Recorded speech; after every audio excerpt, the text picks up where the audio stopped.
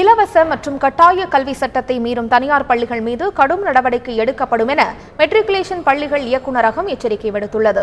சென்னை மாதவரத்தைச் சேர்ந்த தனியார் பள்ளி ஒன்றில் 2ஆம் வகுப்பு 5ஆம் வகுப்பு குழந்தைகள் 50க்கும் மேற்பட்டோர் சரியாக படிக்கவில்லை என கூறி அடுத்த வகுப்பிற்கு தேர்ச்சி வழங்க மறுப்பு தெரிவித்துள்ளது. இது தொடர்பாக 10க்கும் மேற்பட்ட பெற்றோர்கள் டிபிஇ வளாகத்தில் உள்ள மெட்ரிகுலேஷன் பள்ளிகள் இயக்குநர் கருப்புசாமியை நேரில் சந்தித்து புகார் அளித்துள்ளனர்.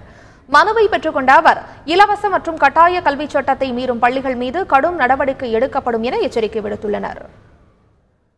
1ஆம் வகுப்பிலிருந்து 5ஆம் வகுப்பு வரையும் 8ஆம் வகுப்பு வரையும் அரசு அனைவரும் தேர்ச்சி பெறணும்னு அறிவிச்சிருக்கிறாங்க. அந்த உத்தரவு மீறி 2ஆம் வகுப்பு 3ஆம் வகுப்பு 4ஆம் வகுப்பு ஆகிய மாணவர்களை தேர்ச்சி பெறாமல் ஃபெயில் பண்ணியிருக்கிறாங்க.